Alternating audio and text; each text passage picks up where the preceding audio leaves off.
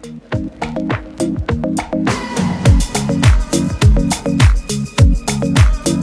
I head out, I wanted to quickly show you guys a perfume I made custom at the Olfactory in New York City. It's the Lulu scent, but we actually customized it and added a couple different oils and scents to make it my very own. And what I really loved about this experience is that they explained that the product inside is more valuable, so they keep the packaging very simple, which is very different in comparison to a lot of perfumes in the market right now. You guys seen some crazy bottles, and in those cases the brand is spending way too much money on the packaging and not enough money on the actual product inside.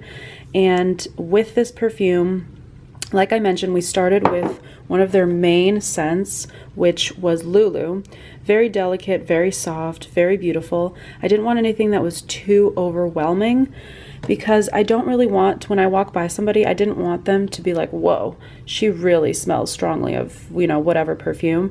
So we added a couple different things to this Lulu original, and now you guys can't see it. For some reason, it's just not focusing, but there it goes. So it's called Lulutude. I named this Lulutude because this is originally the Lulu scent, and I needed a little bit of sass in there to bring in the adaatude handle. So it's called Lulutude. So this is my custom created scent. It's, again, very delicate, very soft.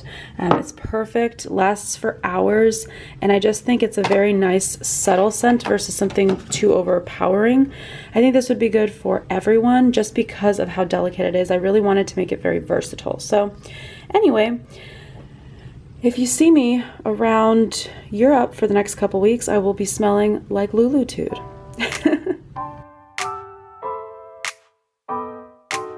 Guys, welcome to London. Just walking. I got off the tube. I actually figured out the whole sequence today, kind of by accident too, because I missed the train I was supposed to get on, and I just got on another central line, and I was like, I hope it goes in a somewhat right direction, and it actually did. It took me to the right station. So sometimes you just gotta have faith that it'll work out. I am late. I'm supposed to be this coffee shop meeting all the other girls who are participating in today with Visit London. I'm always late though. It's really not a great thing to be known for, but listen, I'm trying to figure out how to get myself around the city, so it's okay. The other thing I was gonna say is here, all the streets actually say look right, because you guys remember they drive on the opposite side of the road and the opposite side of the car. So this has been kind of stressing me out a little bit because every time I'm used to looking left and not right. So this is kind of tripping me out for sure.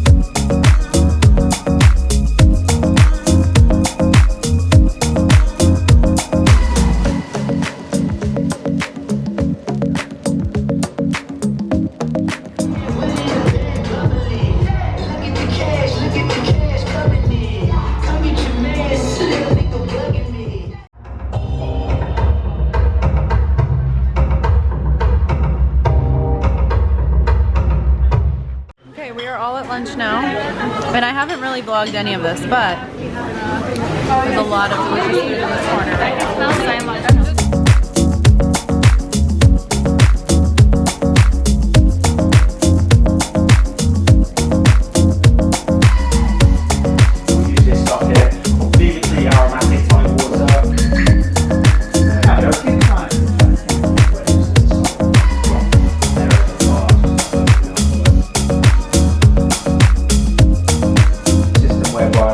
Even even an absolute novice can walk in off the street and still make a really smart, actually premium gin.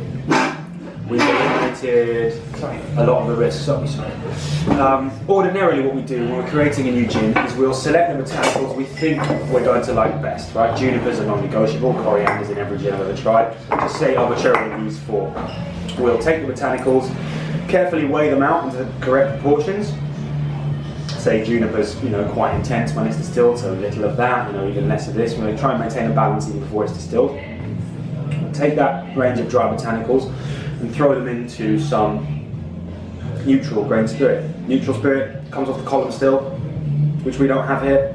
Most gin distilleries don't have one. We've got a pot still, which will do for taking that pre-distilled spirit and re-distilling it with the botanicals. This is a pot still here. It's identical to the ones outside. It's just obviously much, much smaller, but you could make gin on this.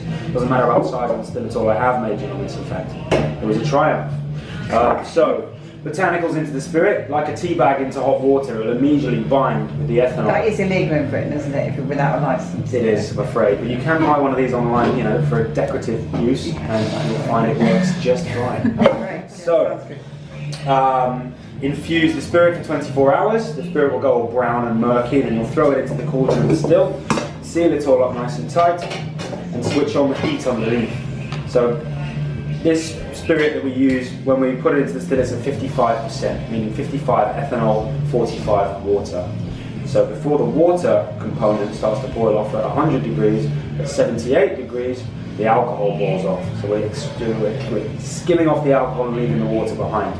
So the alcohol will float up here with all its botanical flavour. Down through the pipe it goes. It's forced down through this coil, all the way down, which is surrounded by this cold water jacket. That will just drop the temperature of the vapour, condense it back into a liquid, and it'll trickle out here. Very strong, 70 or 80%. We'll try it to this point, and if the balance isn't correct in the botanicals, it's back to the drawing board. We've wasted a day. So rather than allow you to run that risk, what we've done is we've repeated that process for every individual. Oh my goodness, you guys, it's been such a long day. I'm so tired, and I just put my hair up. Oh. So, started off this morning. Let's just put my hair down because this little bump is bugging me. So I started off this morning really early at like 6 or 7 getting ready. I made it to my coffee appointment with Visit London by 9 a.m. Then they took us to fashion shows. We were there from like 10 to 12. Then we went to lunch, and then I ended up having to miss basically 2 shows because it was just too much going on. Driving across London is ridiculous.